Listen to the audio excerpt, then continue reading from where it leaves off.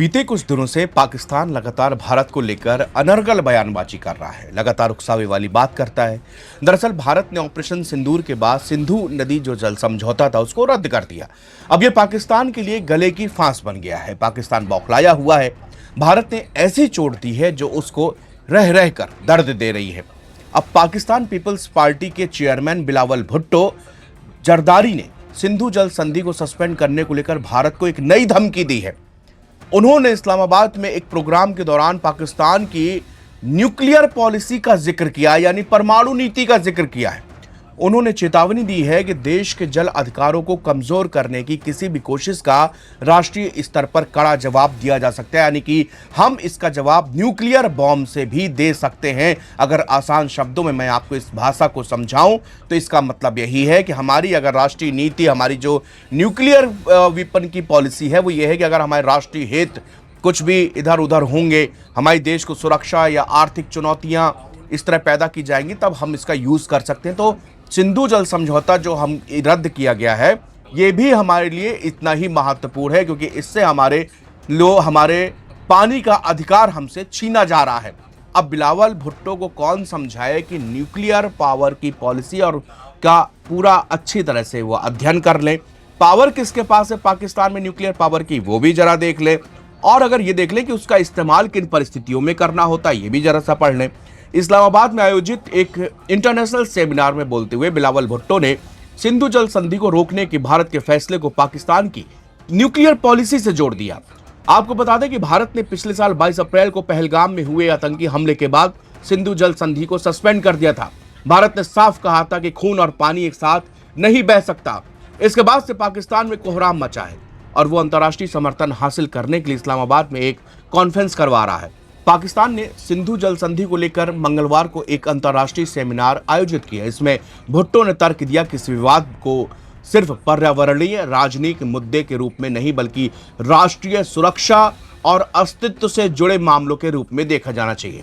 PPP के अध्यक्ष ने कहा कि पाकिस्तान का परमाणु सिद्धांत कुछ चरम स्थितियों के लिए है, जिसमें उनकी अर्थव्यवस्था, जलमार्गों के लिए खतरे, जिन्हें राष्ट्रीय अस्तित्व के मामलों के रूप में देखा जाता है।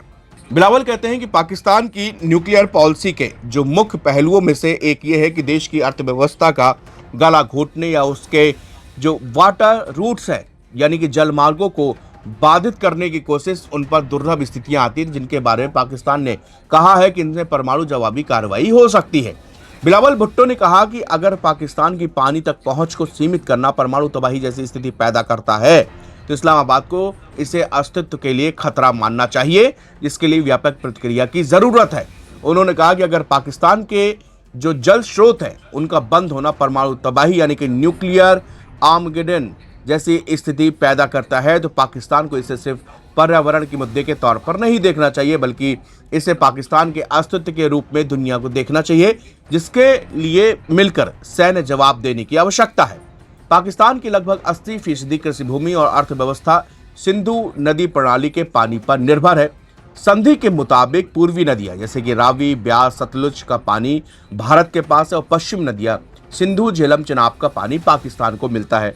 पाकिस्तान के आरोप है कि भारत बांध और नहरों का निर्माण करके हाइड्रोलॉजिकल डेटा शेयर नहीं करके उनके अधिकारों का हनन कर रहा है, जिससे उनकी अर्थव्यवस्था और ऊर्जा क्षेत्र खतरे में पड़ गए। अब पाकिस्तान इतना बौखलाया हुआ है जबकि भारत ने बार बार स्पष्ट किया है, दुनिया के हर फोरम में, यूनाइटेड नेशन में भी भारत में साफ तौर पर यह कहा है कि हमने इस संधि को रोका है। पाकिस्तान अगर आतंकवाद को रोक देता है संधि फिर से शुरू हो जाएगी, लेकिन आतंकवाद तो उनकी नस नस में मसा हुआ है। असीम मुनीर इस समय थोड़ा चौड़े होकर घूम रहे हैं, दरअसल इसलिए क्योंकि उनको ऐसा महसूस हो रहा है कि शायद उनके ऊपर अमेरिका का हाथ है, क्योंकि ट्रंप के साथ में गलबहियां पिछले दिनों से ज्यादा चल रही हैं। इस्लामाबाद टॉक करा दिया, उनको ऐसा लग रहा है कि ईरान का युद्ध शांत करा दिया। ईरान और अमेरिका के बीच मध्यस्थता करके पूरी दुनिया में हमारी जो स्थिति और भी ज्यादा मजबूत हुई है। इससे क्या हिजबुल और जैश के कमांडर सब लोग भूल गए? क्या लोग उन आतंकी कैंपों को भूल गए जिनको आए दिन जो है पाकिस्तान में चलाए जा रहे हैं? पाकिस्तान के पीओके में क्या हो रहा है ये सबको पता है, बलूचिस्तान में क्या चल रहा है ये सबको पता है। हालात ये है कि बिलावल भुट्टो अब समझ नहीं पा रहे कि दरअसल भारत को जवाब कैसे दिया जाए।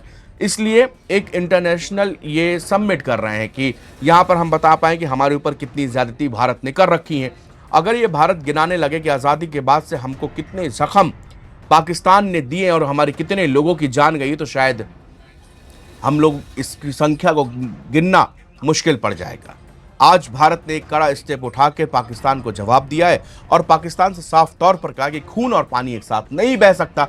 सिंपल बात है कि आप जो है टेररिज्म खत्म करिए, अपने यहाँ के आतंकियों को पनाह देना बंद करिए। अगर इस तरह एक अच्छे पड़ोसी का अगर आप व्यवहार करोगे तो हिंदुस्तान भी अच्छे पड़ोसी की तरह आपसे बर्ताव करेगा। शुक्रिया।